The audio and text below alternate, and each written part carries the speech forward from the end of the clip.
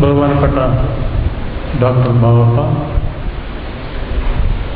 ദയാലണ്ണൻ, മറ്റു വേദിയിലും സദസ്സിലുമുള്ള മാന്യ സുഹൃത്തുക്കളെ, ഭക്ഷ്യസുരക്ഷതയെക്കുറിച്ച് പറയേണ്ടതിൻ്റെ ഒരു 90% ഓപ്പണിംഗ് ബാറ്റ്സ്മാൻ നടത്തി കഴിഞ്ഞു ബാബു സാർ. അതുകൊണ്ട് എൻ്റെ ജോലി വളരെ കുറഞ്ഞിട്ടുണ്ട്. ഞാൻ എന്നെ ആദ്യം ക്ഷണിച്ചപ്പോൾ പറഞ്ഞു എനിക്ക് 1 മണിക്കൂർ കിട്ടിയാലേ ഞാൻ വരുള്ളൂ, 20 മിനിറ്റിനായിട്ട് ഞാൻ തിരുവനന്തപുരത്ത് ഇവിടെ വരും വരില്ല എന്ന് പറഞ്ഞു. അങ്ങനെ ഇരിക്കുകയായിരുന്നു. ഏതായാലും ഞാൻ പ്രിപ്പയർ ചെയ്ത സൈഡിൽ വളരെ പകുതി വരെ കാണിക്കേണ്ട ആവശ്യമില്ല. കാരണം ബാബ സാറ് വളരെ ഡീസൻ്റായിട്ട് പറഞ്ഞിട്ടുണ്ട് എൻ്റെ കാര്യങ്ങൾ. ഞാൻ പറയാൻ പോകുന്നത്, ഇപ്പോൾ മനുഷ്യൻ ഈ ലോകത്ത് വന്നതിന് ശേഷം നമ്മൾ കടന്നു പോന്നിട്ടുള്ള കാലഘട്ടത്തിൽ ഏറ്റവും ദുർഘടം നിറഞ്ഞൊരു കാലഘട്ടമാണ് ഇപ്പോൾ. കാരണം നമ്മുടെ വായു, മണ്ണ്, വെള്ളം, ഭക്ഷണം, ഇതിലെല്ലാം വിഷമുണ്ട്. സാർ അതും കവർ ചെയ്തു, മനസ്സിലായോ? മാത്രമല്ല അമ്മയുടെ മുലപ്പാലിൽ വരെ വിഷമുണ്ട്. കുഞ്ഞ് അമ്മയുടെ വയറ്റിലായിരിക്കുമ്പോൾ അമ്മ കുഞ്ഞിന് കൊടുക്കുന്ന ഭക്ഷണം, രക്തത്തിൽ കൊടുക്കുന്ന ഭക്ഷണത്തിൽ കൂടി വിഷമുണ്ടെന്ന് കണ്ടെത്തിയിട്ടുണ്ട്. ഇതിനേക്കാൾ ഒരു മഹാപാപം ഈ ലോകത്ത് ചെയ്യാനില്ല. ജനിക്കുവാൻ പോകുന്ന കുഞ്ഞിന്, ജനിച്ചുകൊണ്ടിരിക്കുന്ന കുഞ്ഞിന് അമ്മ തന്നെ അറിഞ്ഞോ അറിയാതെയോ വിഷം കൊടുത്ത് ഇഞ്ചിഞ്ചായി കൊല്ലുവാൻ ശ്രമിക്കുന്നു. ഇതാണ് നടക്കുന്നത്. അത്തരം ഒരു കാലഘട്ടത്തിലാണ് നമ്മളിപ്പോൾ ഉള്ളത്. അപ്പോൾ ഞാൻ പറയാൻ പോകുന്നത്, ഇതിൻ്റെ ഒരു ചില ബേസിക് ആയിട്ടുള്ള കാരണങ്ങളുണ്ട്. അതിലൊന്ന് എനിക്ക് തോന്നുന്നത്, നമ്മുടെ ബയോഡൈവേഴ്സിറ്റിയെ, പ്രകൃതിയെ അവഗണിച്ചുകൊണ്ടുള്ള ഒരു രാസകൃഷിയിലേക്കുള്ള ഒരു പോക്കായിരുന്നു ആദ്യം നടന്നത്. അതാണ് ഏറ്റവും വലിയൊരു അബദ്ധം. അപ്പോൾ ഈ ബയോഡൈവേഴ്സിറ്റി സംരക്ഷിക്കുന്നത് എന്തിനാണെന്നുള്ളതിനെക്കുറിച്ചും ഈ ആവാസ വ്യവസ്ഥകൾ, ഇക്കോസിസ്റ്റം സംരക്ഷിക്കുന്ന എന്തിനാണെന്നുള്ളതിനെക്കുറിച്ചും പറഞ്ഞതിന് ശേഷമാണ് മറ്റേതിലേക്ക് പോവുക. കാരണം ഒരു നല്ലൊരു ഫൗണ്ടേഷൻ വേണം. ഇപ്പോൾ ഞാൻ ഈ സ്ലൈഡ് കാണിക്കുന്നത് എന്തിനാണെന്ന് വെച്ച് കഴിഞ്ഞാൽ, മനുഷ്യൻ്റെ നിലനിൽപ്പിന് ബയോഡൈവേഴ്സിറ്റി ആവശ്യമാണെന്ന് കാണിക്കാൻ വേണ്ടിയിട്ടാണ്. എല്ലാ തരത്തിലുള്ള ജീവജാലങ്ങളും മനുഷ്യൻ്റെ നിലനിൽപ്പിന് ആവശ്യമാണെന്ന് കാണിക്കാൻ വേണ്ടിയിട്ടാണ് ഇത് കാണിക്കുന്നത്. ഞാൻ ഈ Salim Ali centre for ornithology and natural ഹിസ്റ്ററിയുടെ ഡയറക്ടറായിരുന്നപ്പോൾ ഈ പാർലമെൻ്ററി കമ്മിറ്റി വരും. ഒരു വർഷം വന്നപ്പോൾ 18 MP-മാരുണ്ടായിരുന്നു. അപ്പോൾ ഞാനിതുപോലെ ഞങ്ങൾ ചെയ്യുന്ന ആക്ടിവിറ്റീസിനെ കുറിച്ച് പറഞ്ഞുകൊണ്ടിരിക്കുമ്പോൾ ഒരു ചെറിയ പക്ഷിയെക്കുറിച്ച് പറഞ്ഞു, നീലഗിരീസിൽ കാണുന്നത്. അപ്പോൾ അതിൻ്റെ ഇതിനെക്കുറിച്ച് പറഞ്ഞുകൊണ്ടിരുന്നപ്പോൾ ഒരു MP ചോദിച്ചു, ഡോക്ടർ വിജയൻ, നമ്മുടെ നാട്ടിൽ 45% ആൾക്കാർ BPL ലൈനിന് കീഴേ ആയിരിക്കുമ്പോൾ why do you want to spend so much of money for protecting a particular bird, that too just below 25 grams? മനസ്സിലായോ? 25 ഗ്രാമിൽ കുറവുള്ള ഒരു പക്ഷിയെ സംരക്ഷിക്കാൻ വേണ്ടിയിട്ട് നാട്ടിൽ ഇത്രയും പട്ടിണി ഉള്ളപ്പോൾ എന്തിന് പൈസ ചെലവാക്കുന്നു എന്നാണ് ചോദ്യം. ചോദ്യം വളരെ കൃത്യമാണ്. ഞാൻ അതിന് ആദ്യം മറുപടി പറഞ്ഞത്, അടുത്ത സ്ലൈഡ്, നമുക്ക് ഒരുപാട് സ്പീഷീസ് ഉണ്ട്. ഞാൻ അതിലേക്ക് പോകുന്നില്ല, സമയമെടുക്കും. അതിൽ why should we conserve the species, various species, plants ആയാലും അനിമൽസ് ആയാലും. അതിനൊരു ഉദാഹരണമായിട്ട് പറഞ്ഞാൽ അടുത്ത സ്ലൈഡ്. അത് അപ്പോൾ എനിക്കറിയാം, നമ്മൾ ആവാസ വ്യവസ്ഥയുടെ സന്തുലിതാവസ്ഥ, ഇക്കോളജിക്കൽ ബാലൻസ് വേണം, മറ്റത് വേണം, മറിച്ച് വേണം എന്നൊക്കെ പറഞ്ഞാൽ രാഷ്ട്രീയക്കാരുടെ തലയിൽ അതൊന്നും കയറില്ല. അവർക്ക് കേണമെങ്കിൽ അത് നമ്മൾ പൈസ, റുപ്യ എത്രയാണെന്ന് പറയണം. ഒരു ആവാസ വ്യവസ്ഥ അല്ലെങ്കിൽ ഒരു സ്പീഷീസിനെ നമ്മൾ പ്രൊട്ടക്റ്റ് ചെയ്താൽ എത്ര രൂപയുടെ ലാഭമുണ്ടാകുമെന്ന് പറഞ്ഞാലാണ് രാഷ്ട്രീയക്കാരുടെ മനസ്സിൽ കയറുള്ളൂ. രാഷ്ട്രീയക്കാരുടെ മാത്രമല്ല, സാധാരണ എല്ലാവർക്കും പൈസയാണ് പ്രധാനം. അപ്പോൾ എല്ലാം റുപ്പി ആയിട്ട് അങ്ങോട്ട് പറഞ്ഞു കഴിഞ്ഞാൽ സംഗതിക്ക് എളുപ്പമായിരിക്കും. അപ്പോൾ അതുകൊണ്ട് ഞാൻ അന്ന് പറഞ്ഞത്, അടുത്ത സ്ലൈഡ്സ്, ഇത് 1961 ചൈനയിൽ ചൈനക്കാർ മനസ്സിലാക്കിയത്, ഈ കൃഷിയിൽ നെൽപ്പാടത്തിൽ ഒരുപാട് സ്പാരോസ്, നിങ്ങൾ പലരും കണ്ടിട്ടുണ്ടാവും, ഇതൊരു മെയിൽ സ്പാരോ, മറ്റ് ഫീമെയിൽ സ്പാരോ. ഇത് 1000s of sparrows, ആയിരക്കണക്കിന് സ്പാരോസ് വന്നിട്ട് നെൽപ്പാടത്ത് ഇറങ്ങിയിട്ട് നെല്ല് മുഴുവൻ തിന്ന് നശിപ്പിക്കുന്നു.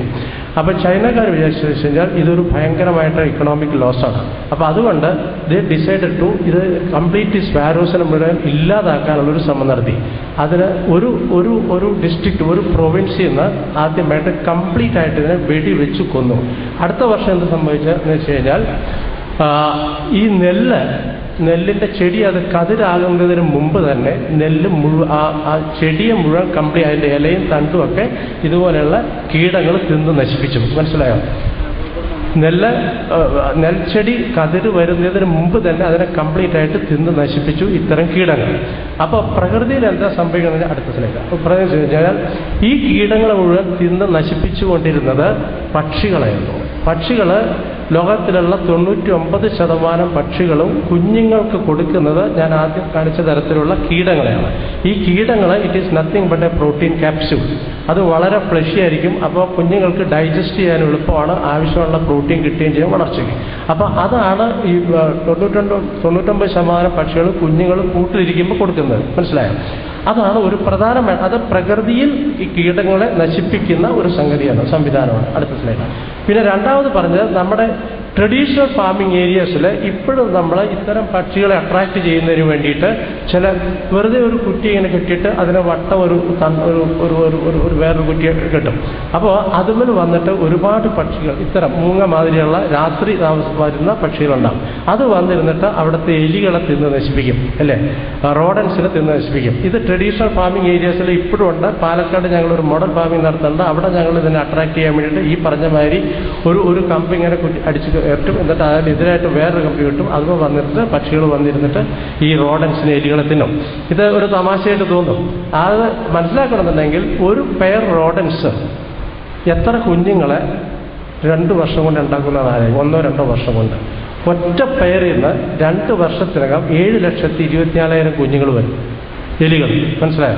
ഇത്രയും എലികൾ വന്നു കഴിഞ്ഞാൽ ശരിക്കും പറഞ്ഞാൽ നമുക്കൊക്കെ ജീവിക്കാനുള്ള സ്ഥലം ഉണ്ടാവില്ല. അത്രയും മാത്രം എലികളായിരിക്കുന്നതുകൊണ്ട്. മനസ്സിലായോ? അതിനെ കൺട്രോൾ ചെയ്യുന്നത് ഇതുപോലെയുള്ള പക്ഷികൾ, പാമ്പുകൾ, അതുപോലെ നാച്ചുറൽ പ്രിഡേറ്റേഴ്സാണ്. ഇപ്പം നമുക്ക് കെമിക്കൽസ് ഉപയോഗിക്കുന്നുണ്ട്. Otherwise it was all natural predators. പിന്നീട് പറഞ്ഞത് സീഡ് ഡിസ്പേഴ്സൽ. ഇതൊക്കെ നമ്മൾ ഇന്ന് പഠിച്ചിട്ടുള്ള കാര്യങ്ങൾ, കുഞ്ഞുനാളിൽ പഠിച്ചിട്ടുള്ള birds would help seed dispersal എന്നൊക്കെ പഠിച്ചിട്ടുണ്ട്. പക്ഷെ അത് പ്രായോഗികമായിട്ട് അതിൻ്റെ ഇമ്പോർട്ടൻസ് എന്താണെന്ന് മനസ്സിലാക്കിയിട്ടില്ല. അതുകൊണ്ടാണ് പ്രശ്നം വരുന്നത്. ഇതിൻ്റെ ഇമ്പോർട്ടൻസ് മനസ്സിലാക്കണമെങ്കിൽ ഒരു വലിയൊരു മരത്തിന് ആദ്യം മനസ്സിൽ വിഭാവനം ചെയ്തിട്ട് അതിൻ്റെ കീഴിൽ അതുപോലുള്ളൊരു മരം ഉണ്ടോ ഇല്ലോ എന്ന് നോക്കുക. വലിയൊരു മരം, ഏത് മരം എടുത്താലും മതി, അതിൻ്റെ കീഴിൽ അതേ തരത്തിലുള്ളൊരു മരം ഉണ്ടാകുന്ന നോക്കി കഴിഞ്ഞാൽ ഉണ്ടാവില്ല. ഉണ്ടെങ്കിൽ തന്നെ അതിന് സ്റ്റാൻഡേർഡ് ഗ്രോത്ത് ആയിരിക്കും. മനസ്സിലായോ? പക്ഷെ നമ്മൾ കാട്ടിൽ പോയി കഴിഞ്ഞാൽ ഒരു മരത്തിൽ തന്നെ പല ഏജ് ഗ്രൂപ്പിലുള്ളത് കാണും. 5 വർഷം, 10 വർഷം, 50 വർഷമൊക്കെ ഉള്ള ഏജ് ഗ്രൂപ്പിൽ കാണും. അപ്പം ഞങ്ങൾ പറയുന്നത് ആ പർട്ടിക്കുലർ സ്പീഷീസിന് ഡൈനാമിക് ഇക്വിലിബ്രിയം എല്ലാ ഏജ് ഗ്രൂപ്പിലുള്ളതുകൊണ്ട് വയസ്സായത് മാത്രമല്ല. അതങ്ങനെ വരണമെന്നുണ്ടെങ്കിൽ ഈ സീഡിനെ ആരെങ്കിലും ഡിസ്പേഴ്സ് ചെയ്യണം. കാട്ടിലെ വിത്ത് വിതരണം ആരെങ്കിലും ചെയ്യണം, അല്ലേ? അത് ചെയ്യുന്നതാണ് പക്ഷികൾ. ഇതാണ് അതിൻ്റെ ഇമ്പോർട്ടൻസ്. അപ്പോൾ പക്ഷികൾ ഇല്ലെങ്കിൽ കാട് തന്നെ നിലനിൽക്കില്ല. അത് ആവശ്യമില്ലാത്ത ഇൻസെക്റ്റിനെ തിന്നു തീർക്കുന്നുള്ളത്. രണ്ടാമത്തത് വിത്തിൻ്റെ ഡിസ്പേഴ്സൽ നടത്തുന്നതാണ് രണ്ടാമത്തെ കാര്യം. ഇനി അത് മുമ്പ് അപ്പോൾ കാടിൻ്റെ സംരക്ഷണത്തിനും കാട് നിലനിർത്താനും പക്ഷികൾ വേണമെന്ന് പറഞ്ഞപ്പോൾ ഒരു MP ചോദിച്ചത് എന്തുകൊണ്ട് നമുക്ക് കാട് വെട്ടിയിട്ട് അവിടെ വികസന പ്രവർത്തനങ്ങൾ ചെയ്തുകൂടാന്നുള്ളത് ചോദിച്ചത്. അപ്പോൾ കാടിനെ കുറിച്ച് പറയട്ടെ. കാടിനെ കുറിച്ച് പറയുമ്പോൾ അടുത്ത സൈഡ് കാടിനെ കുറിച്ച് പറയുമ്പോൾ 2 തരത്തിലുള്ള ഉപയോഗം നോക്കുന്നുണ്ട്. ഒന്ന് ഡയറക്റ്റ് ആയിട്ടുള്ള ബെനിഫിറ്റ്, 2 ഇൻഡയറക്റ്റ് ബെനിഫിറ്റ്. ഡയറക്റ്റ് ആയിട്ടെന്നുള്ള ഫോർ എക്സാമ്പിൾ ഒരു വെറ്റ്ലാൻഡ് എടുക്കുകയാണെന്നുണ്ടെങ്കിൽ അതിൽ നിന്ന് ഫിഷിൻ്റെ പ്രൊഡക്ഷൻ തന്നെ അത് ഡയറക്റ്റ് ബെനിഫിറ്റാണ്. ഫിഷ് നമ്മൾ വളർത്തുന്നുള്ളതിന് ഫിഷിൻ്റെ പ്രൊഡക്ഷൻ അത് ഡയറക്റ്റായിട്ട് നമുക്ക് കിട്ടും. ഇൻഡയറക്റ്റ് ആയിട്ട് കിട്ടുന്നതാണ് ഇതുപോലെ ട്രീറ്റ്മെൻറ്റ് ഓഫ് വേസ്റ്റ് വാട്ടർ എന്ന് പറയുന്ന പോലെ. അത് ഇൻഡയറക്റ്റ് ബെനിഫിറ്റാണ്. അടുത്തത് ഇതിനെക്കുറിച്ച് ഒരു വലിയൊരു സ്റ്റഡി നടത്തുന്നുണ്ട്. ഈ സ്റ്റഡിയാണ് ഞാൻ അന്നവിടെ പറഞ്ഞത്. അത് ലോകത്തിലെ മുഴുവൻ ആവാസ വ്യവസ്ഥകളും അതുപോലെ തന്നെ നിർത്തുകയാണെങ്കിൽ നമുക്ക് കിട്ടുന്ന ഇൻടാഞ്ചിബിൾ ബെനിഫിറ്റ്സ് എന്താണെന്നുള്ളതാണ് പറയുന്നത്. അതിൽ പഴയത് പ്രീവിയസ് 14 ടൈംസ് ഒരു 10-14 മേജർ 10-14 മേജറായിട്ടുള്ള ബെനിഫിറ്റ്സ് ഉണ്ട്. അതിലൊന്ന് അതാണ് climate regulation, water regulation, erosion control, nutrient cycling, carbon storage, raw material, recreation, pollination, disturbance regulation, water supply, soil formation, waste treatment, food production. ഇതങ്ങനെ വായിച്ചു പോകുമ്പോൾ ഒരുപാട് ഇതായിട്ട് തോന്നും, അത് ഇംപ്രസീവായിട്ട് തോന്നില്ല. ഇതിൻ്റെ ഒരെണ്ണം ഞാൻ പറയാം, erosion control and soil formation. നമ്മളെല്ലാവരും ഇതൊക്കെ ഇൻടാഞ്ചിബിൾ ബെനിഫിറ്റ്സ് ആണ്. അതായത് നമ്മളെല്ലാവരും കണ്ടിട്ടുണ്ടാവും, നല്ല മഴ പെയ്യുമ്പോഴും വെള്ളം കുത്തി ഒലിച്ച് പോകുന്ന കണ്ടിട്ടുണ്ടാവും. ഭയങ്കരമായിട്ട് വെള്ളം കുത്തി ഒലിച്ച് പോകില്ലേ? നമ്മൾ അത് കെയർ ചെയ്യാറില്ല. നമ്മൾ കെയർ ചെയ്യുന്നപ്പോഴാണെന്ന് വെച്ച് കഴിഞ്ഞാൽ ഈ വെള്ളം കുത്തി ഒലിച്ച് നമ്മുടെ കോമ്പൗണ്ടിനകത്ത് വന്നു കഴിഞ്ഞാൽ നമുക്കത് ബുദ്ധിമുട്ട് തോന്നും. അപ്പോൾ അത് പുറത്തേക്ക് വിടാൻ തോന്നും. കഴിയുന്നത് നമ്മൾ അടുത്ത ആളുടെ കോമ്പൗണ്ടിലേക്ക് വിടാൻ തോന്നും. ഇതാണ് നമ്മൾ ചെയ്യുക, അല്ലേ? ഇത് അവസാനം പോകുന്നത് പുഴയിലേക്ക് പോയിട്ട് കടലിൽ പോയി ചേരും, ഇല്ലേ?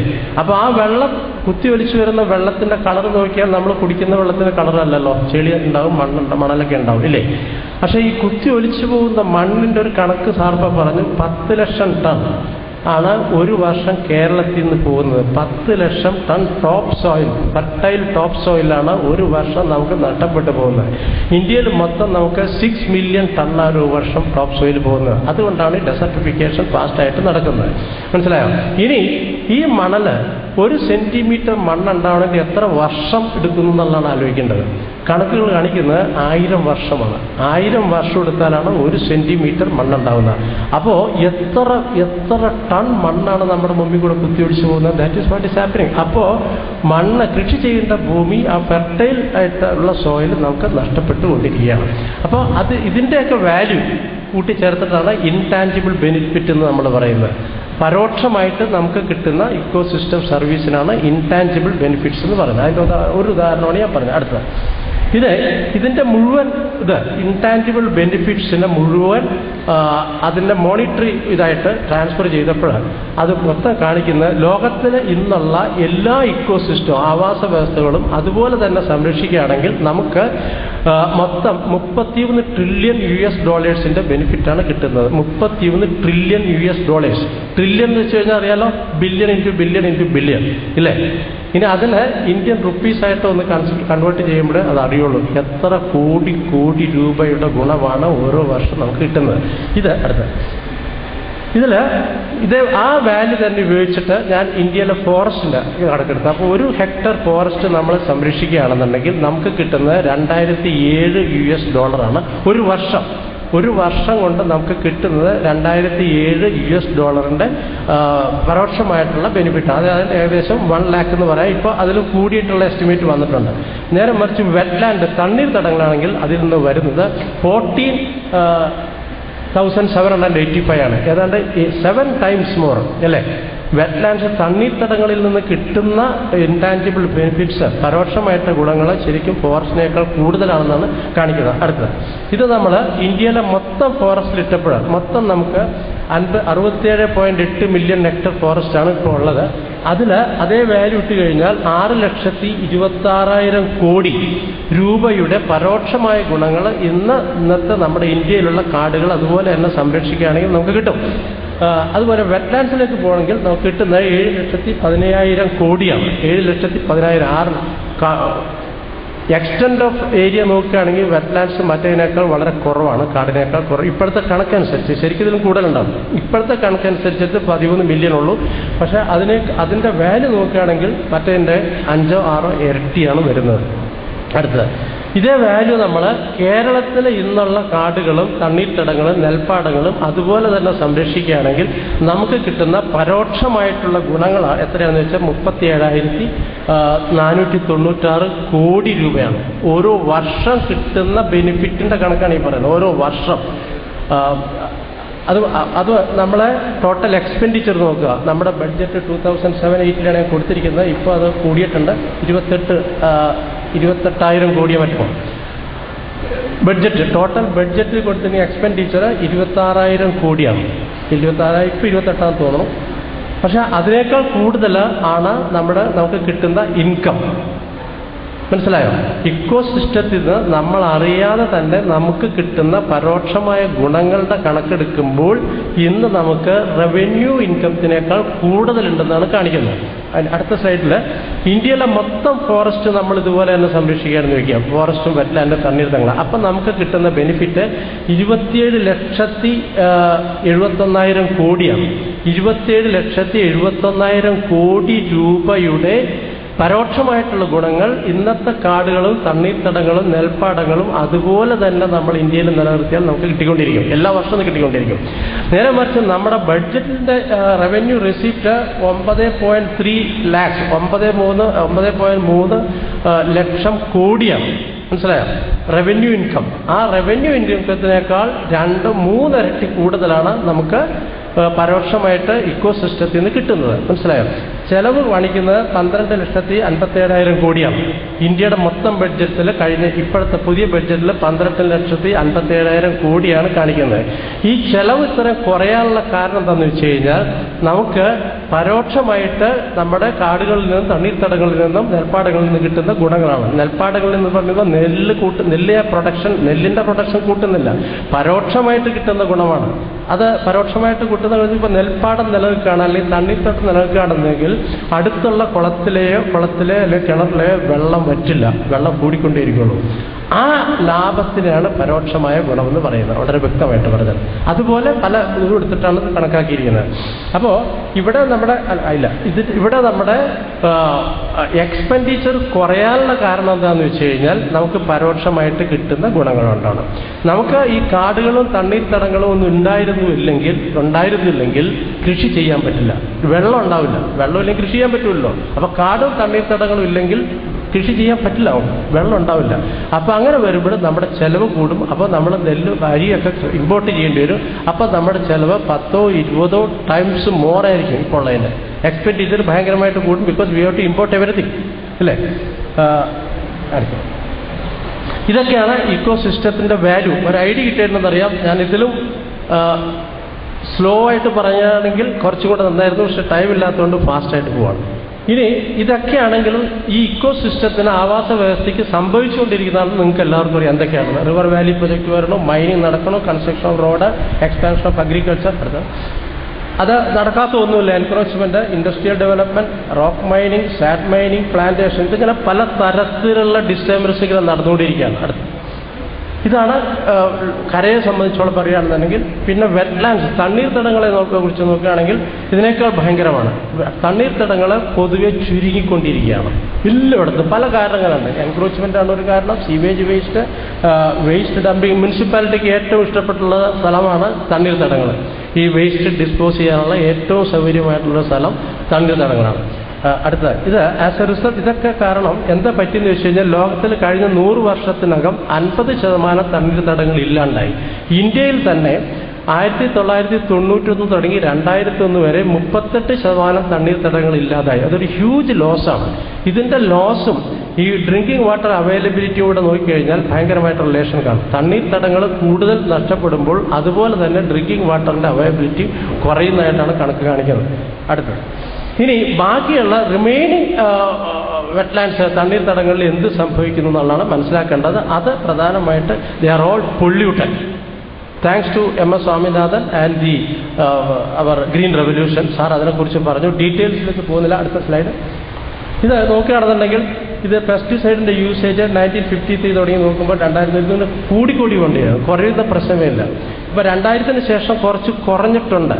പക്ഷെ ആ കുറഞ്ഞത് ക്വാണ്ടിറ്റിയിലാണ്. പക്ഷെ അവർ ചെയ്തതെന്ന് പറഞ്ഞാൽ ക്വാണ്ടിറ്റി കുറച്ച്, പക്ഷെ ക്വാളിറ്റി കൂടി. മനസ്സിലായോ? 1 ലിറ്റർ ഇത് അടിക്കേണ്ട സ്ഥലത്ത് ഒരു 0.5 ml അടിച്ചാൽ മതി. ആ രീതിയിൽ കോൺസെൻട്രേഷൻ കൂടി. അപ്പോൾ ശരിക്കും പറഞ്ഞാൽ ഉപയോഗം കുറഞ്ഞിട്ടില്ല, കൂടിയിട്ടേ ഉള്ളൂ. അടുത്ത് അപ്പോൾ ഇത് വേണമായിരുന്നോ ഇല്ലയോ എന്നുള്ളപ്പോൾ സാറ് പറഞ്ഞു അതിനെക്കുറിച്ച്. അത് കുറച്ച് ആലോചിച്ചിരുന്നെങ്കിൽ ഒരുപക്ഷെ അത് അവോയ്ഡ് ചെയ്യാമായിരുന്നു. യാതൊരു സംശയമില്ല, അവോയ്ഡ് ചെയ്യാമായിരുന്നു. അത് പോട്ടെ, അത് വന്നുപോയി. ഇതൊക്കെ ഞാൻ പറയുന്നത് നമുക്ക് ആരെയും കുറ്റം പറയാൻ പറ്റില്ല. നമ്മൾ we are all products of the time. കാലഘട്ടത്തിൻ്റെ സന്താനങ്ങളാണല്ലോ നമ്മൾ. അപ്പോൾ ആ സമയത്ത് ആ ബുദ്ധി ഉപയോഗിച്ചിട്ട് അത് ചെയ്തു. അപ്പോൾ അതുകൊണ്ട് കുറ്റം പറയുന്നില്ല. കുറ്റം പറയുന്നത് വെച്ച് കഴിഞ്ഞാൽ ഇപ്പം പറയാനുള്ള കാരണം ഇത് തുടർച്ചയായിട്ട് കൊണ്ടുവരുന്നു.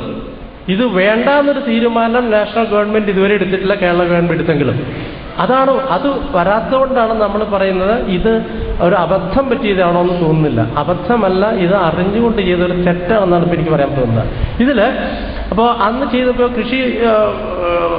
കൃഷി ഗവേഷകരും അതുപോലെ എല്ലാവരും പറയുന്നത് അത് ചെയ്തില്ലായിരുന്നെങ്കിൽ ഒരു പട്ടിണി തുടരുമായിരുന്നു, പട്ടിണി മരണം ഉണ്ടാവുമായിരുന്നൊക്കെയാണ്. അന്നത്തെ പ്രൊഡക്ഷൻ കൂടി ഇല്ല എന്ന് പറയുന്നില്ല. പക്ഷേ അറ്റ് വാട്ട് കോസ്റ്റ്, എന്ത് സംഭവിച്ചു, ആ പരിസ്ഥിതിക്ക് എന്താണ് സംഭവിച്ചത്, കൃഷിഭൂമിയിലെ പരിസ്ഥിതിക്ക് എന്ത് സംഭവിച്ചു, മനുഷ്യൻ എന്ത് സംഭവിച്ചു എന്നുള്ളത് ആരും കണക്കാക്കുന്നില്ല. മനുഷ്യൻ എന്ത് സംഭവിച്ചു എന്നുള്ളത് നിങ്ങൾക്ക് എല്ലാവർക്കും അറിയാവുന്നതാണ്. അന്ന് 1960 നമ്മുടെ നാട്ടിൽ എത്ര ഹോസ്പിറ്റൽസ് ഉണ്ടായിരുന്നു നോക്കുക, ഇപ്പം എത്ര ഹോസ്പിറ്റൽ ഉണ്ടെന്ന് നോക്കുക, അത്ര മതി. അന്ന് എത്ര ക്യാൻസർ പേഷ്യൻസ് ഉണ്ടായിരുന്നു, ഇന്ന് എത്ര ക്യാൻസർ പേഷ്യൻസ് ഉണ്ടായിരുന്നു, എന്താണ് ക്യാൻസർ ഇൻസ്റ്റിറ്റ്യൂട്ട് എന്ത് വന്നു, ഇപ്പം അവിടെ എന്തുകൊണ്ട് ഇതിങ്ങനെ എക്സ്പാൻഡ് ചെയ്തുകൊണ്ട് വരുന്നു എന്ന് ആലോചിച്ചാൽ മതി. എവറി ഡേ ആരെങ്കിലും ഒരു പുതിയൊരു ക്യാൻസർ പേഷ്യൻ്റ് ഉള്ളതായിട്ട് നമ്മുടെ കുടുംബത്തിൽ തന്നെ നമ്മൾ മനസ്സിലായോ? അത്ര കൂടുതലായിട്ട് ഇത് വരുന്നു. അതാണ് ഈ ഗ്രീൻ റെവല്യൂഷൻ്റെ ഒരു ഭയങ്കരമായിട്ടുള്ള ഒരു ഇഫക്റ്റ്. പിന്നെ ഉള്ളതാണ് ജൈവ വൈവിധ്യം. കംപ്ലീറ്റ് ജൈവ വൈവിധ്യം ഇല്ലാണ്ടായെന്ന് പറഞ്ഞാൽ തെറ്റില്ല.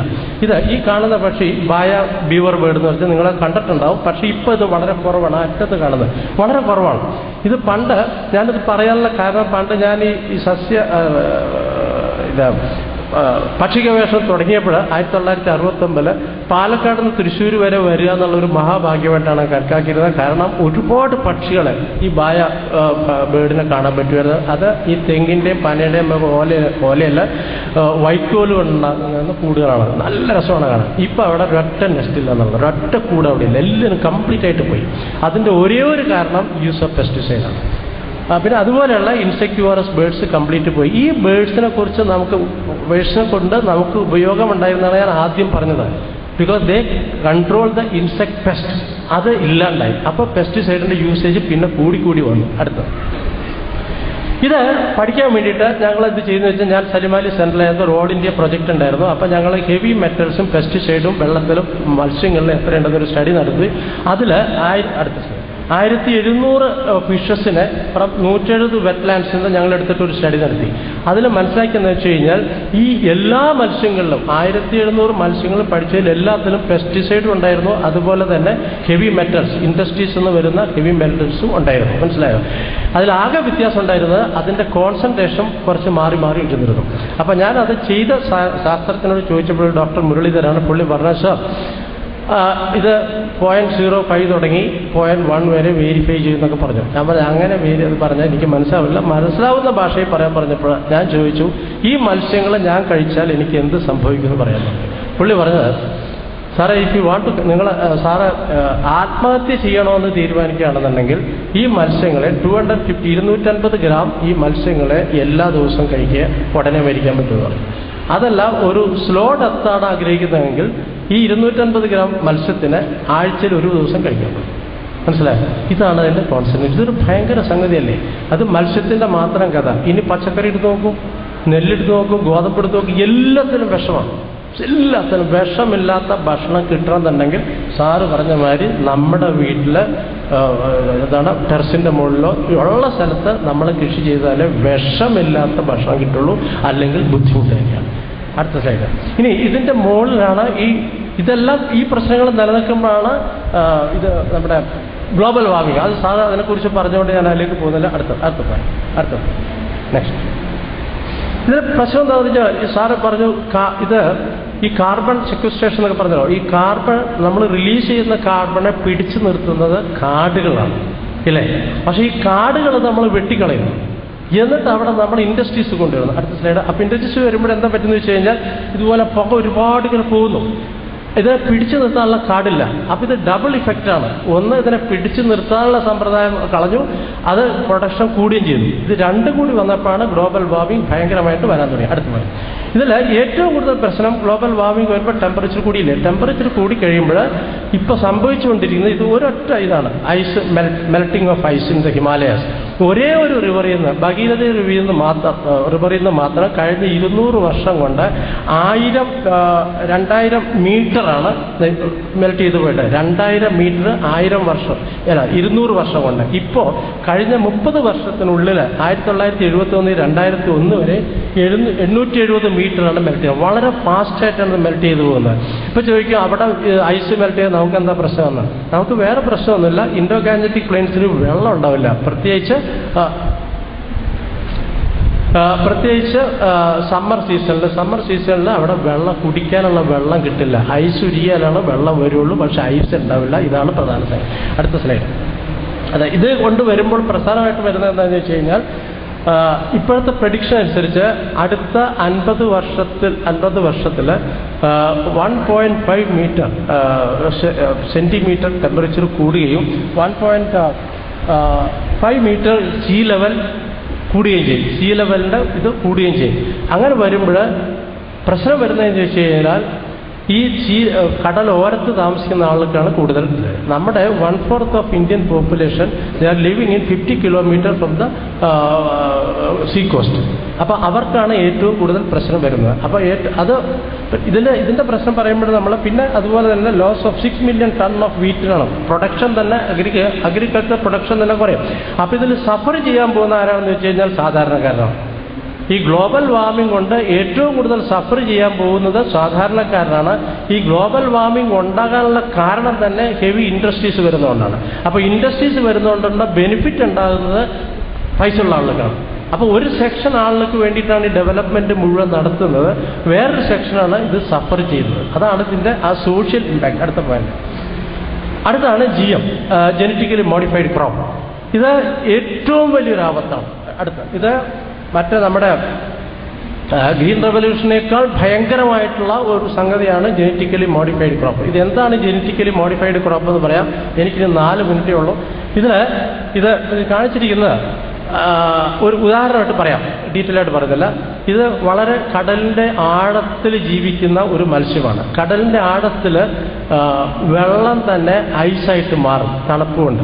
അപ്പോൾ അങ്ങനെ ഐസായിട്ട് പോകുമ്പോൾ മത്സ്യങ്ങൾ ഫ്രീസ് ചെയ്ത് പോകാതിരിക്കാൻ വേണ്ടിയിട്ട് അതിനൊരു റെസിസ്റ്റൻസ് ഡെവലപ്പ് ചെയ്യും. ആ റെസിസ്റ്റൻസ് ഡെവലപ്പ് ചെയ്യാനുള്ള ഒരു ജനിതകമുള്ള ഒരു ജീനുണ്ട്, മനസ്സിലായോ?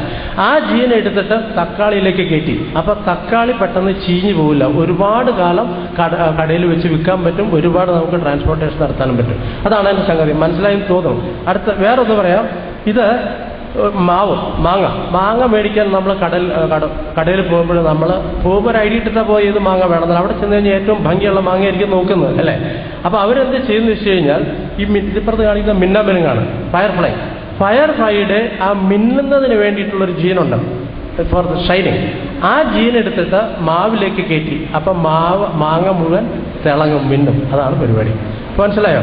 ഇത് ഒരിക്കലും ശാസ്ത്രമല്ല എന്ന് പറയുന്ന ഒരാളാണ് ഞാൻ. This is not a science at all. കാരണം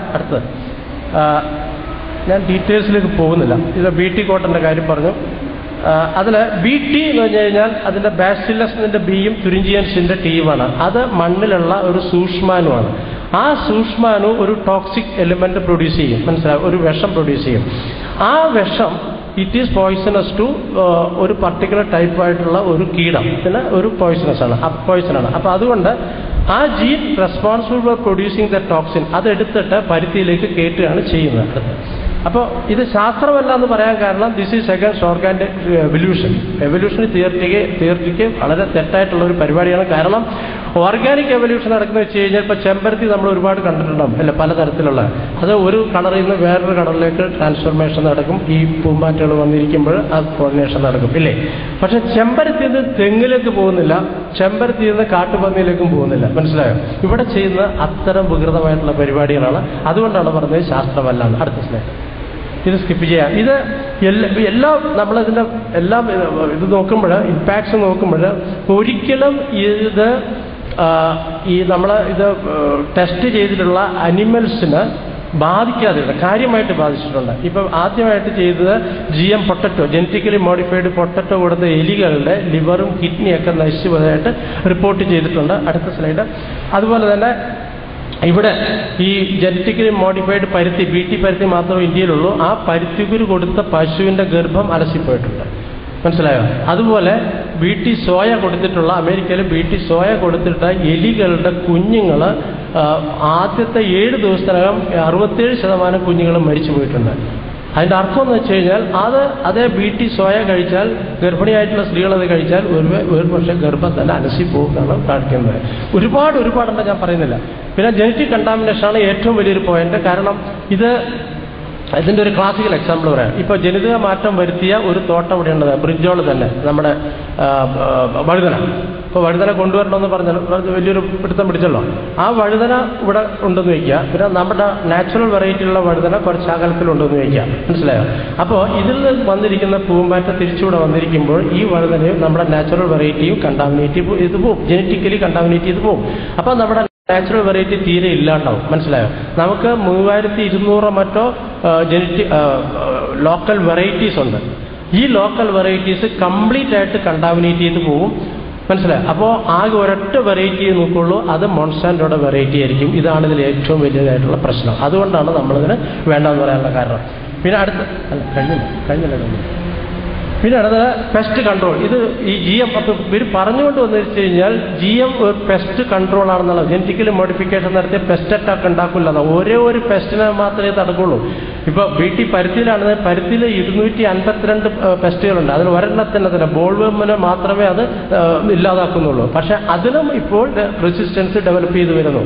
എല്ലാ കീടനാശിനികളും ഒരു സ്റ്റേജ് കഴിയുമ്പോൾ കീടങ്ങൾ അത് റെസിസ്റ്റൻസ് വരുത്തും എന്നുള്ളത് എല്ലാവർക്കും അറിയാവുന്ന ഒരു കാര്യമാണ്. അത് ഇവിടെ സംബന്ധിച്ച്. അടുത്തത് ഇക്കണോമി. ഇതുകൊണ്ട് ലാഭമാണോ നഷ്ടമാണോ എന്നുള്ളതാണ്.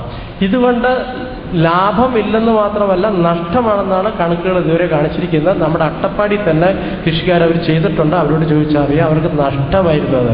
കാരണം വിത്തിൻ്റെ വില തന്നെ ഭയങ്കരമാണ്. 450 രൂപയ്ക്ക് ലോക്കൽ വിത്ത് കിട്ടുമ്പോൾ ഇവരുടെ 1700 രൂപ കൊടുത്താലാണ് ജനറ്റിക്കലി മോഡിഫൈഡ് വിത്ത് നമുക്ക് മേടിക്കാൻ പറ്റുള്ളൂ. അതുകൊണ്ട് തന്നെ നമ്മൾ മനസ്സിലാക്കാം ഇത് എത്രത്തോളം ലാഭമാണ്. പിന്നെ പ്രൊഡക്ഷൻ കൂട്ടും എന്ന് വെച്ച് കഴിഞ്ഞാൽ പ്രൊഡക്ഷൻ കൂട്ടില്ല, പ്രൊഡക്ഷൻ കുറച്ച് കൂടും. ആദ്യം എങ്ങനെയാണെന്ന് വെച്ച് കഴിഞ്ഞാൽ ഒരു പർട്ടിക്കുലർ പെസ്റ്റിനെ കൺട്രോൾ ചെയ്യുമ്പോൾ കുറച്ച് കൂടും. പക്ഷേ അപ്പോൾ അത് പെസ്റ്റ് കൺട്രോളായിട്ട് മാറുന്നു. പെസ്റ്റ് കൺട്രോൾ ആണെങ്കിൽ there are lot of other mechanism ഇല്ലേ, നമ്മുടെ ഓർഗാനിക്കായിട്ട് ചെയ്യാവുന്നതാണ്. ചെയ്തിട്ട് ഒരു കമ്പാരിറ്റീവ് സ്റ്റഡി നടത്തി മഹാരാഷ്ട്ര ഗവൺമെൻറ് തന്നെ. അപ്പോൾ അവർ മനസ്സിലാക്കിയത് ഓർഗാനിക് കൾട്ടിവേഷൻ ഓഫ് പരുത്തി അതാണ് മറ്റേതിനേക്കാൾ ലാഭം. നെറ്റ് പ്രോഫിറ്റിൽ 12000 രൂപയുടെ ലാഭം കർഷകന് കിട്ടണമെന്നുണ്ടെങ്കിൽ ഓർഗാനിക് കൃഷി നടത്തണമെന്ന് മഹാരാഷ്ട്ര ഗവൺമെൻറ്റിൻ്റെ തന്നെ ഡാറ്റ ഇപ്പോൾ ഉണ്ട്. പക്ഷേ അൺഫോർച്ചുനേറ്റ്ലി നമ്മുടെ പ്രൈം മിനിസ്റ്റർ അടക്കം എല്ലാവരും പറഞ്ഞ് മനസ്സിലാക്കിയിരുന്നു വെച്ച് കഴിഞ്ഞാൽ ഇന്ത്യയിലെ പട്ടിണി മാറ്റണമെന്നുണ്ടെങ്കിൽ GM കുറപ്പ് വന്നാലേ പറ്റുള്ളൂ എന്നാണ് പറഞ്ഞ് മനസ്സിലാക്കിയിരുന്നത്. അവർ മനസ്സിലാക്കാത്ത ഒരു പോയിന്റ്, ഈ ജനറ്റിക് മോഡിഫിക്കേഷൻ നടത്തുന്നത് വിളവ് കൂട്ടാൻ വേണ്ടിയിട്ടല്ല, പ്രൊഡക്ഷൻ കൂട്ടാൻ വേണ്ടിയിട്ടല്ല, ഇത് only to control insect pest. അതാണ് മനസ്സിലാക്കാതെ പോയ തെറ്റ്. അതുകൊണ്ടാണ് ഈ പ്രശ്നങ്ങളൊക്കെ വരുന്നത്. പിന്നെ ഇതിൽ അതിനേക്കാൾ ഭയങ്കരമായിട്ടുള്ളത് സീഡ് മോണോപ്പൊളി. എല്ലാം ഭയങ്കരം തന്നെയാണ്. സീഡിൻ്റെ മോണോപ്പൊളി വരും. ഇതിപ്പോൾ BT കോട്ടൺ പറഞ്ഞല്ല, അല്ല BT ബ്രിഞ്ചോൾ അതന്ന് വന്നിരുന്നുവെങ്കിൽ 32 വേറെ വെറൈറ്റി റെഡിയായിട്ട് നിർത്തിയിട്ടുണ്ട് അഗ്രികൾച്ചർ സയൻറ്റിസ്റ്റ്. എല്ലാം വരുമായിരുന്നു. അതിൽ അരി വരും, ഗോതമ്പ് വരും, എല്ലാ സാധനം വരും. അപ്പോൾ ഈ വിത്ത് ഒരു വർഷം നമ്മൾ നട്ട് കഴിഞ്ഞാൽ അടുത്ത വർഷം അതിൽ നിന്ന് നല്ല വിത്തുകളെടുത്ത് അടുത്ത വർഷം നമ്മൾ ട്രഡീഷണലായിട്ട് ചെയ്തിരുന്ന മാതിരി ചെയ്ത് കഴിഞ്ഞാൽ അത് മുളയ്ക്കില്ല, മുളച്ചാൽ തന്നെ കാര്യമായിട്ട് വളരില്ല. അപ്പോൾ എല്ലാ വർഷവും കൃഷിക്കാരനത് ഈ ഇവരുടെ അടുത്തുനിന്ന് വാങ്ങേണ്ടി വരും.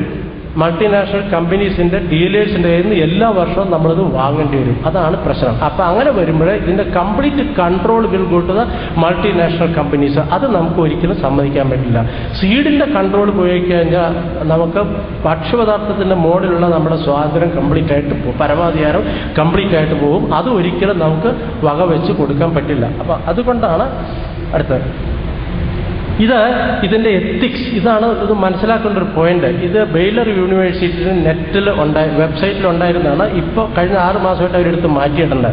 ഇതൊന്ന് വായിച്ചു നോക്കി, എന്തൊരു ഭയങ്കരമാണ്. അതായത് genetically altered human breast is required for pharmaceutical research. ഇതിനേക്കാൾ വലിയൊരു സംഗതി നടക്കാനുണ്ടോ? അതിന് മനുഷ്യൻ്റെ ഓരോ ഭാഗത്തിന് ഒരു വിൽപ്പന സാധനമായിട്ട് മാറ്റുക. അത്തരം ഒരു ഗവേഷണം ഇന്ത്യയിൽ വരണോ? അതാണ് നമ്മൾ ആലോചിക്കുക. അതാണോ നമ്മുടെ സംസ്കാരം? ആ സംസ്കാരത്തിലേക്കാണ് നമ്മൾ ഇപ്പം കൊണ്ടുപോകാനായിട്ട് ഗവൺമെൻറ് വളരെ കാര്യമായിട്ട് ശ്രമിച്ചുകൊണ്ടിരിക്കുന്ന അത്തരം ഒരു സർക്കാരാണ്. കാരണം ഇതൊക്കെ കൺസിഡർ ചെയ്താണ് കേരള ഗവൺമെൻറ് ഈ കേരളം ഒരു GM ഫ്രീ സ്റ്റേറ്റ് ആയിട്ട് ഡിക്ലെയർ ചെയ്യണമെന്ന് പറഞ്ഞത്. ഇത് നമ്മൾ പറഞ്ഞ് നമ്മളെ ജയറാം രമേശ് GM വഴുതന സമ്മതിക്കില്ല എന്ന് പറഞ്ഞതിന് ഒരാഴ്ചക്കകം ഗവൺമെൻറ് ഓഫ് ഇന്ത്യയുടെ ഒരു ഇത് വന്നു, ബയോടെക്നോളജി അതോറിറ്റി ഓഫ് ഇന്ത്യ എന്ന് പറഞ്ഞിട്ട് ഒരു ബില്ല് വന്നിട്ടുണ്ട്. അത് അപ്രൂവ് ചെയ്തിട്ടില്ല. ഇപ്പോഴും പാർലമെൻ്ററി സ്റ്റാൻഡിംഗ് കമ്മിറ്റി ഇരിക്കുകയാണ്.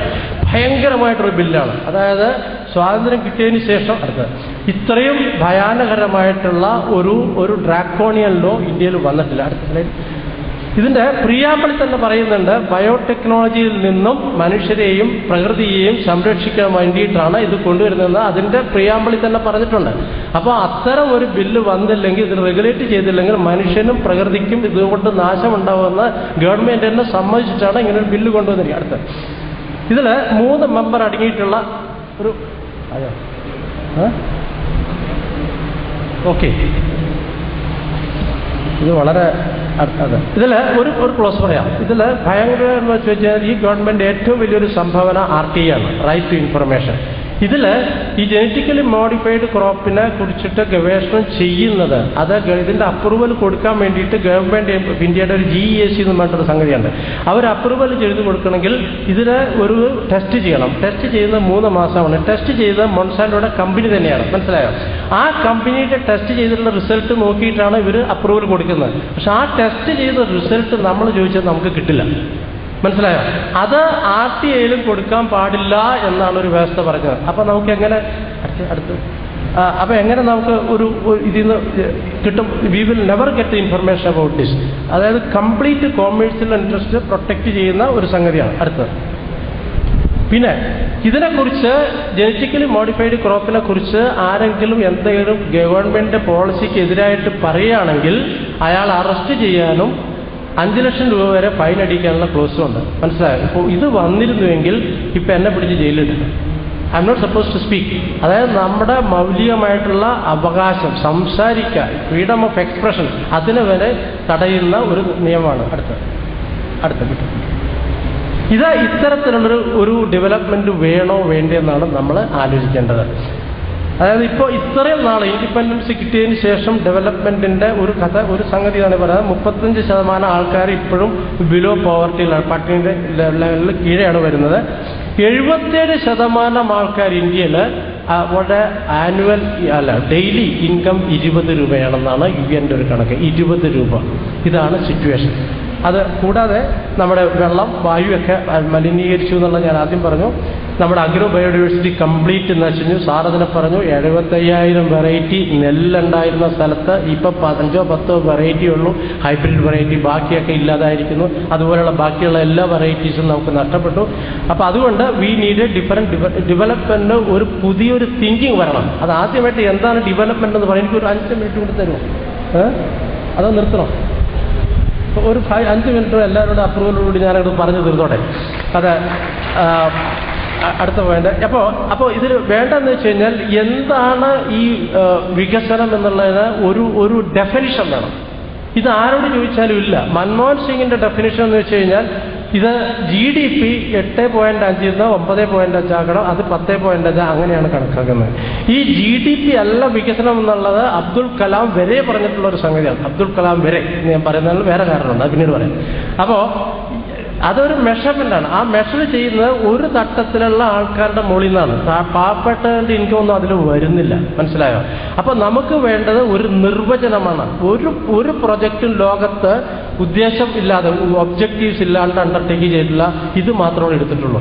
ഇതിൽ ഒരു നിർവചനം ഞാൻ പറയുന്നത് ഇതാണ്: എല്ലാ പൗരനും ശുദ്ധവായു, ശുദ്ധവെള്ളം, ശുദ്ധ മണ്ണ്, ശുദ്ധ ഭക്ഷണം കൊടുക്കുക, അതുപോലെ ക്ലീൻ സറൗണ്ടിങ്, എഡ്യൂക്കേഷൻ ഫെസിലിറ്റീസ്, ഒരു ചെറിയ വീട്, medical care, then freedom to think and write. വളരെ ഇമ്പോർട്ടൻ്റ് ആണ് freedom to think and write. പറയുമ്പോൾ നമ്മളിൽ എത്ര ആളുകൾക്ക് ഫ്രീഡം ഉണ്ടെന്ന് അറിയണം, സംസാരിക്കാൻ തന്നെ, അല്ലേ?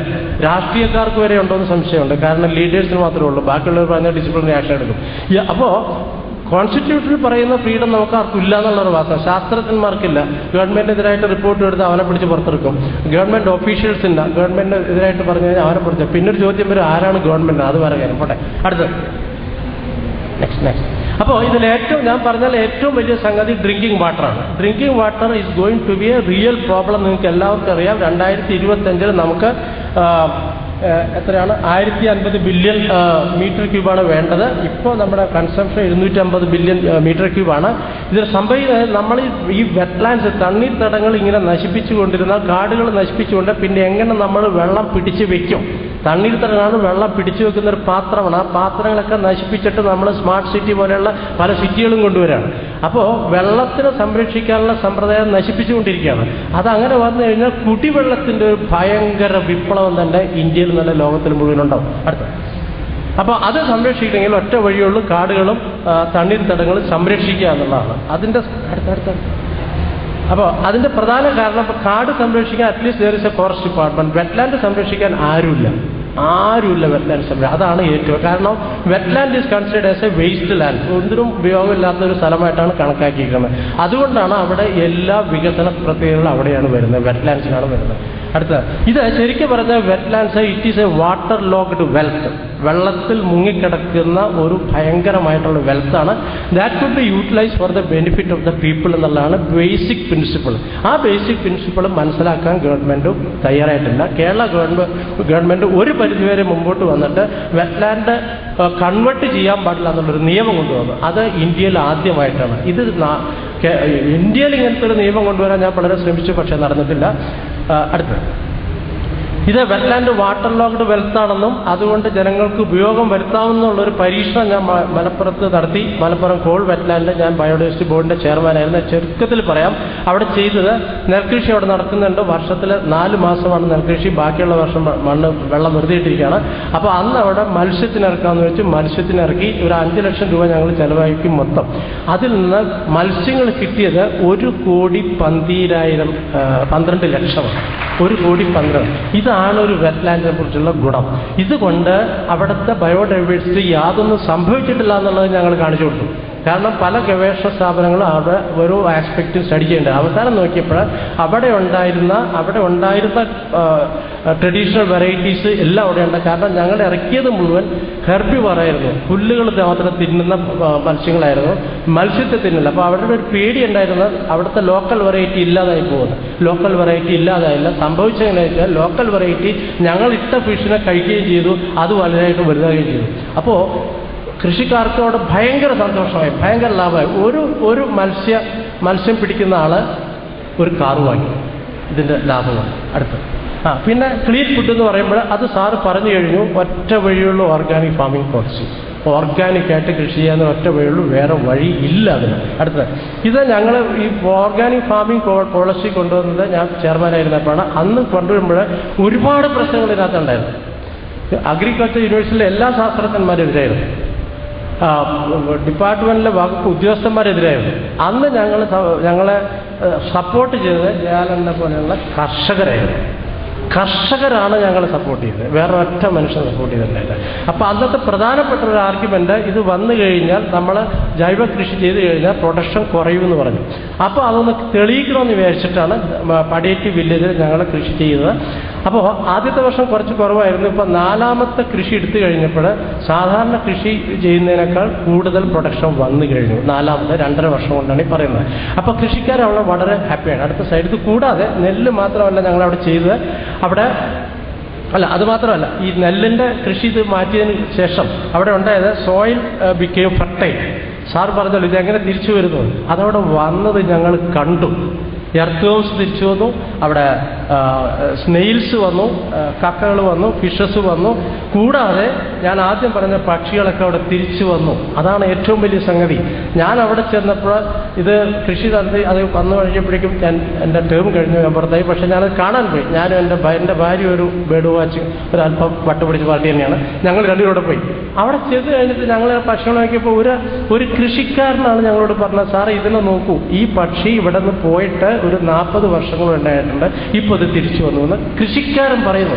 ആ കൃഷിക്കാരനത് പറയുമ്പോൾ അദ്ദേഹത്തിൻ്റെ മുഖത്തുള്ള ആ ഒരു ഗ്ലോ, ആ ഒരു സൗന്ദര്യം എന്നല്ലാതെ പറയാം, ഒരു ഗ്ലോ, അതാണ് കണ്ടത്. സന്തോഷം. അതേ കൃഷിക്കാരൻ തന്നെ എന്നെ വയലിൽ കൊണ്ടുപോയിട്ട് ഇതിങ്ങനെ മണ്ണ് കൈകൊണ്ട് ഇങ്ങനെ കുത്തിയെടുത്തിട്ട് കാണിച്ചു, സാറ് ഇത് നോക്കാൻ പറഞ്ഞു.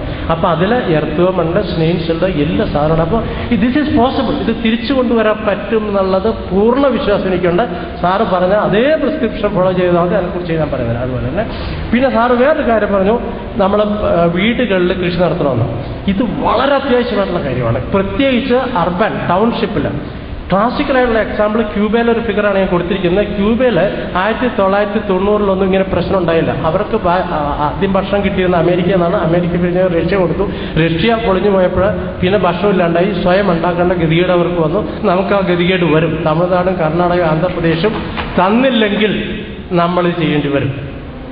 ഇപ്പം 40 ലക്ഷം ടൺ അരി നമുക്ക് വേണം, 6 ലക്ഷം ടണ്ണേ നമ്മൾ ഉണ്ടാക്കുന്നുള്ളൂ. ബാക്കിയുള്ള ടൺ നമ്മൾ ഉണ്ടാക്കിയേ പറ്റുള്ളൂ അരി കഴിക്കണമെന്നുണ്ടെങ്കിൽ.